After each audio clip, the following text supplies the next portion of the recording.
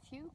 Today I wanted to connect with you about what a lie is and how that blocks and stops our energy system. A lie is what I call a picture. It's a program. It is a program that we accepted. Maybe that somebody projected into us, one that we believe. And if we believe a lie, what will happen is our heart will project it out in the external world. We may respond to this as thinking our life is falling apart, but in truth, our own energy system is saying, hey, you have a lie, you need to let it go.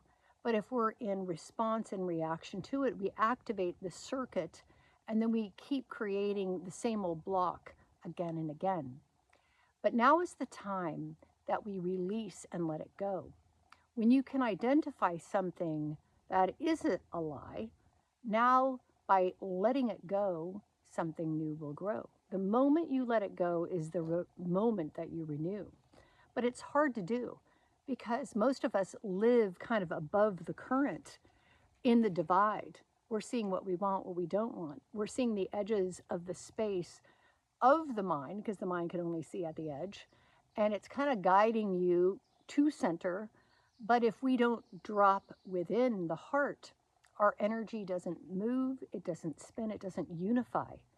By dropping into your heart, now we can start to be honest with caring for ourselves, showing up, taking the emotional temperature.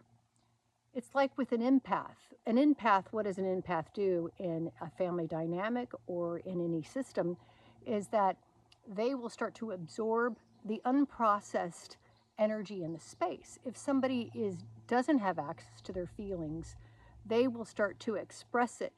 They will become that energy, and then everyone looks at the empath as they're crazy, they're too emotional. They blow them off. They don't acknowledge those feelings. When in fact, it is the empath, the healer, maybe not quite a good healer, but at least they're trying to move energy. They're trying to release and let go. But the pattern keeps getting projected on them because people separate and divide because they don't want to deal with their own emotions within their own space. So when you drop down into the heart, now you start to experience creating from greater whole, as opposed to just living on the edge. Because if you live on the edge, you will attract people opposite from you. That way, our energy is always trying to jumpstart. But when you start to occupy the heart, drop in, now a spin starts to happen, this movement that takes place. And it's within the spin, you move, you transform, you grow.